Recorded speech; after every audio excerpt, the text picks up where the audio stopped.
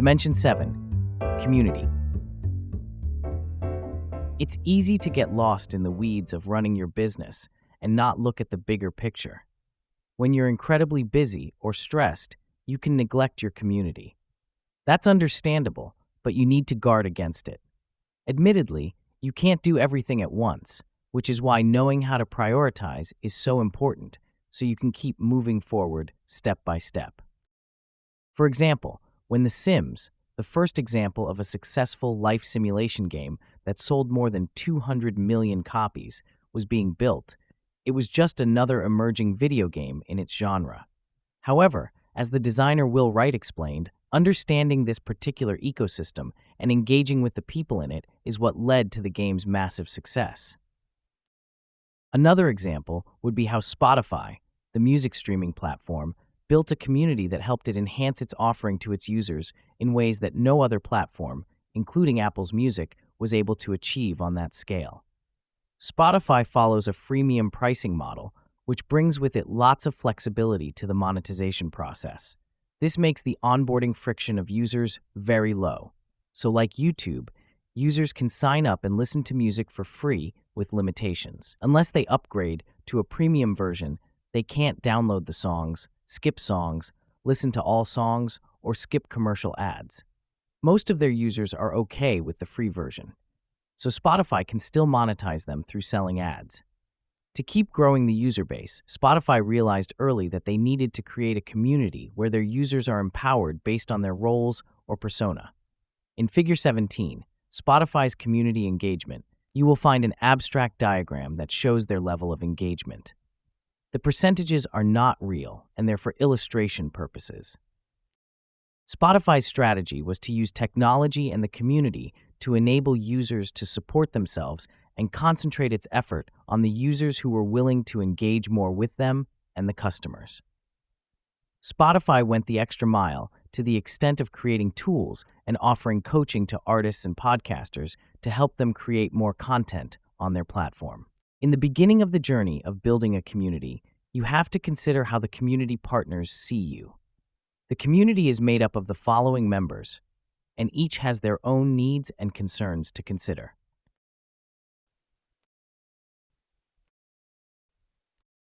Regulators, fans, and evangelists. The following principles will help you understand their needs and how to engage with them as you scale your operation. SAUS Principle 72. Ensure all community groups are on your radar. This will help you be more inclusive of all your user profiles and community members. This will help you avoid making mistakes that alienate and push your customers away from your company. Knowing your community will help you build your brand as you grow into a corporation. You can also align your activities with the local community to solve problems as part of your corporate social responsibility, CSR.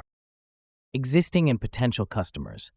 As you evolve, creating unique engagement with your current customers will reward you with better positive word of mouth and will contribute to the reduction in churn, improvement to the customer lifetime value, LTV, and the improvement in popularity of your brand. Spotify was able to improve its offering by empowering customers to curate their experience and create custom playlists and to become more vocal fans of their artists through features like shared playlists, ideal for parties and social gatherings. Regulators. If you are in a government sandbox or building a product in a regulated market, you must pay extra attention to how you are perceived and how your business contributes to the overall government objectives. In most startup ecosystems, the government proactively supports startups to succeed through eased regulatory constraints, grants, tax breaks, and access to government contracts as a supplier or a partner. Investors. Aligning with the CEO will help keep the existing investors happy and attract new investors for your startup. This alignment is important even if you're not pitching to investors directly. The majority of investors know each other and prefer investing through syndicates, which helps them mitigate some of the risk associated with the due diligence process and as a socializing mechanism with other like-minded investors. The more informed they are about what's happening in your industry and your startup's progress in capturing the target opportunity, the less challenging it will be to convince them to continue investing and help bring others to invest. Also, you have to keep in mind that investors like to brag about their successful investments. When your startup makes announcements and press releases of achievements and awards, your investors will most likely have a sense that they made a sound investment, especially if they hear it from their peers in the industry. Sometimes you want to intentionally communicate a sense of urgency about investing in your startup by creating a fear of missing out, FOMO effect, which will give your investors the extra push they need to increase their support and make a decision to double down and invest money in the next rounds of funding and refer their peers and friends to join them in the investment. Depending on your role, you must understand how you can contribute to the bigger picture by aligning with the CEO, CFO, and other co-founders. In many cases, your role could be directly attending investor pitches and board meetings, or at other times, you could be just playing a support role to the CEO, co-founders, and CFO. Employees. When positive word of mouth by your current and former employees travels out there in the market, the result will be increased employee retention and ease of attracting high-quality talent at competitive packages. It's not always about which startup pays the highest package. It's usually a combination of incentives, compensation, and a positive environment that cultivates learning, respect, and a moderate tolerance for mistakes. These qualities in a workplace create a sense of belonging and contribute to a strong company culture, which can get the employees, their families, and friends to talk positively about your startup, which will also reinforce the perceived value of working there among the employees. Industry. To enable your company to innovate and grow faster, you could look at building an ecosystem around your company, like Apple Inc. They went from building products in a supply chain to providing a suite of digital services accessed by multiple devices, such as Apple Watch, Apple TV, MacBook, iPhone, and iPad, with one login account.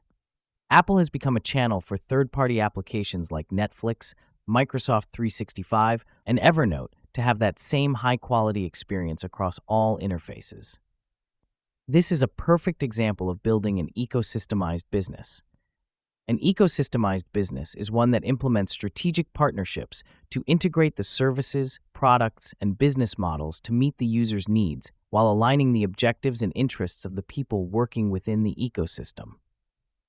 The source of the ecosystem could be a blend of partnerships, mergers, or acquisitions. Partners and suppliers. Ensuring that suppliers believe in you and want to work with you is very important. It will unlock certain advantages within your supply chain, such as access to scarce resources or advantageous deals. You need to maintain a good relationship with them, especially with those that give you a competitive advantage or that you rely on greatly to keep you afloat. People prefer to work with people they like and trust. Educational institutions. Universities can be a good source of talent and fresh ideas for startups. You need to be aware of what industry collaboration programs universities around you offer. Get involved with their internship programs when possible. Help them keep their curriculum up to date with the industry's future needs, which they'll appreciate and will unlock more value from the collaboration. Attracting and retaining the best talent, especially local nationals, is challenging in many startup ecosystems. You need the best talent to increase your chances of success and competitiveness. This will heighten the collective intelligence of the organization. Local community. You need to ensure your community is not negatively impacted. It would be great if you could also benefit the community with your work and services.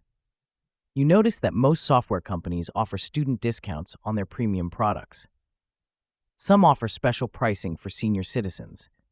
Depending on the services and products you offer, there are ways to be creative in connecting with the community, such as raising funds for local charities by donating the revenues from some of the services during the fundraising campaign for the cause you're targeting. Toms, www.toms.com, the shoe manufacturing company, officially donates a third of its profits to community charity funds and activities. SAUS Principle 73. Use the right mix of communication channels. Whether your communication channels are through email, social media, community forums, direct messaging, webinars, newsletters, blogs, applications, surveys and forms, or events. Each group in your community has their preferred methods to receive information and updates. The challenge is to find the right blend of channels that work for the largest percentage of your target audience. To achieve that, you need to profile these audience segments by personas. Each persona is defined by many variables that include income, habits, culture, and education. At times, you might need to create your own channel through your platform or mobile application if it makes sense for you. SAUS Principle 74. Use the appropriate communication frequency and timing. To increase the effectiveness of your digital communication with your audience, you have to be mindful of the best time to communicate with your target community member profiles and their preferences. For example, if you're sending educational newsletters, do you send them once a week on the weekend in the morning, or send them out once a month on the first day of the week? There's no one right answer that fits all scenarios. When you hire a marketing expert, they'll guide you through the norms of the region you're operating in and the habits of the target profiles and personas you're communicating with. To avoid falling into the trap of stereotyping and feeding your biases on what works and doesn't work, make sure you seek insights from marketing experts, previous campaign reports, and audience sample interviews, and that you experiment in a structured manner to find what gives the best results. If you run a weekly newsletter with a low opening rate, there could be multiple factors that cause this outcome, which include the timing of the day or day of the week. The quality of the content might not be useful for the audience. The amount of information was overwhelming for their attention span. The best way to find a better way is through following a disciplined routine of doing postmortems to assess the impact of each approach and changing one variable at a time. Sometimes you just need consistency of weeks and months to build an audience. There are many strategies to build a large community around your brand, as Spotify has done. You could call and interview a sample of your audience, which could give you some fresh ideas on the best time and frequency. Observe what your competitors are doing to gain some ideas and insights. SAUS Principle 75. Match your content to your audience. Don't send everything to everyone. Be mindful of cultural sensitivities that might trigger certain issues or assumptions. For example, if you own a fashion business and you want to run a campaign for your female customers in Saudi, you need to avoid using revealing images that might be acceptable in Europe or the US, but could insult your target audience. It is about what is suitable for your customers. SAUS Principle 76. Collaborate with educational institutions. Whether you are attending Career Day or conducting joint research and development, it is important to work with universities and colleges so you can access fresh ideas and bright young minds who could join your team and grow. If students aspire to join your operation, word will spread about how great it is to work for your company, not just among their social circles, potential future employees, but among your existing staff too.